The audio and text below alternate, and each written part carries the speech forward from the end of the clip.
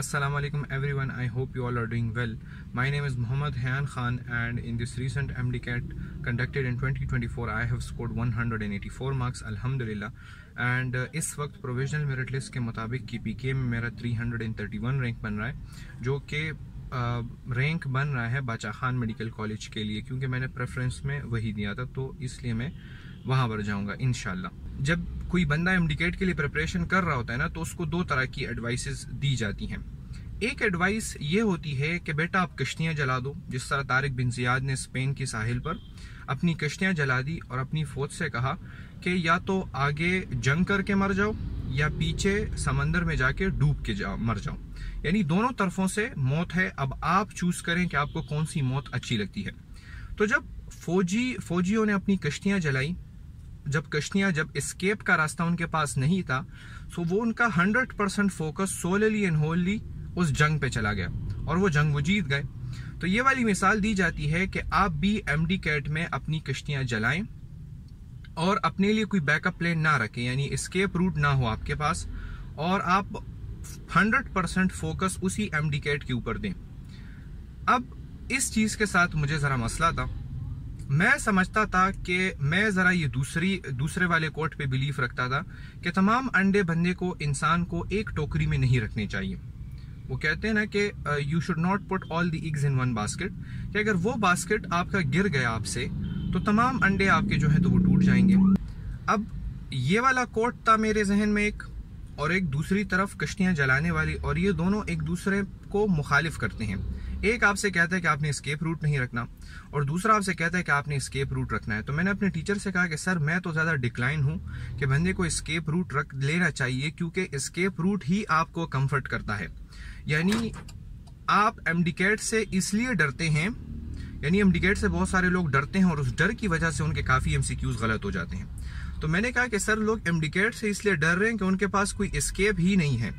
अगर MDCAT उनका fail हो जाता है तो वो यहीं पर अटके रहेंगे अपनी पूरी जिंदगी, वो दोबारा MDCAT देते रहेंगे और उनके पास कोई एस्केप रूट है ही नहीं। तो इसलिए वो डर रहे हैं कि हम फेल ना हो जाए। Which on the other hand, चूंकि मेरा एस्केप रूट था, मैं बिलीव रखता था कि तमाम अंडे इंसान को नहीं रखने चाहिए और मुझे पसंद थी इंजीनियरिंग फील्ड्स भी मुझे पसंद थी बिकॉज फिजिक्स फ्रॉम चाइल्डहुड मुझे पसंद था। फिजिक्स, ये एप्लीकेशन बेस्ड और प्रॉब्लम सॉल्विंग वाली जितनी भी चीजें हैं, सो आई लाइक दोज थिंग्स। तो मैं चाइल्डहुड से फिजिक्स माइंडसेट के साथ आया था, लेकिन जब FSC पर पहुंचा तो खामखा पेरेंट्स एडवाइस और इधर उधर से कि सोसाइटी में आजकल क्या चीज स्कोप पे चल रही है, तो उसकी वजह से I gave it a try MDCAT को। लेकिन मेरे जहन में था कि अगर MDCAT काम नहीं करता ना then I will follow engineering, मैं इंजीनियरिंग की तरफ जाऊंगा, या अगर इंजीनियरिंग की तरफ नहीं जाना तो मेरा जरा पॉलिटिक्स और इन चीज़ों के साथ भी शौक था। तो मैंने कहा कि चलो पॉलिटिकल साइंस करके बाद में CSS कर लेते हैं। तो वो वाली जो एस्केप रूट है, I really like that thing. तो मुझे कोई फर्क नहीं पड़ना था अगर मेरा MDCAT फेल हो जाता, और इसी वजह से MDCAT के दौरान मुझे कोई डर नहीं था। एक तो ये था कि मेरा अल्लाह के ऊपर ट्रस्ट था कि मैं जिस भी फील्ड में जाऊंगा अल्लाह ताला उसी फील्ड को मेरे लिए अच्छा बना देंगे। तो चाहे मैं डॉक्टर बनूं ना बनूं, चाहे मैं इंजीनियर बनूं या ना बनूं, चाहे मैं एक CSS ऑफिसर बनूं या ना बनूं, लेकिन जिस फील्ड में मैं जा रहा हूं मुझे अल्लाह पे इतना यकीन था कि अल्लाह उस ही में मुझे कामयाबी देगा। सो तमाम फील्ड्स मेरे लिए एक जैसी थी। तो वहां पर यह चीज हुई कि मुझे कोई डर नहीं लग रहा था टेस्ट के दौरान, और उसी डर ना लगने की वजह से मैं समझता हूं कि मेरे बहुत ज्यादा क्वेश्चंस सॉल्व हुए हैं, क्योंकि MDCAT में बहुत इजी क्वेश्चंस आते हैं।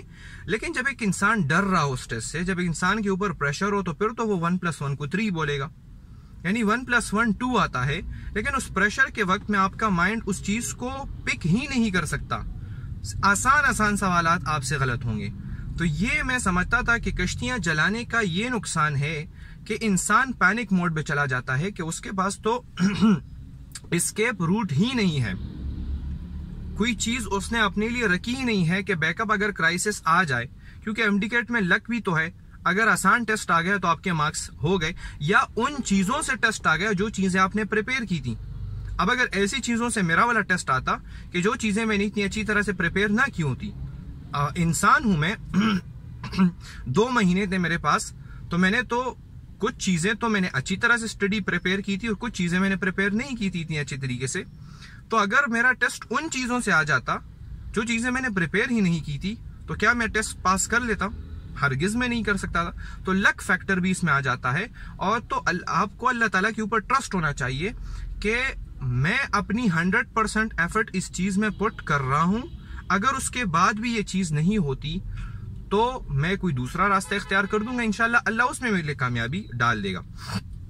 यानी आप ये कहें कि अल्लाह ताला को ये मंजूर नहीं था मेरा डॉक्टर बनना, और अल्लाह ताला मेरे लिए कोई इससे बेहतर चीज रख रहा है, तो मैं फिर वो चीज फॉलो कर दूं। तो ये चीज, इस माइंडसेट ने बहुत ज्यादा काम आसान कर दिया मेरा एमडी कैट का।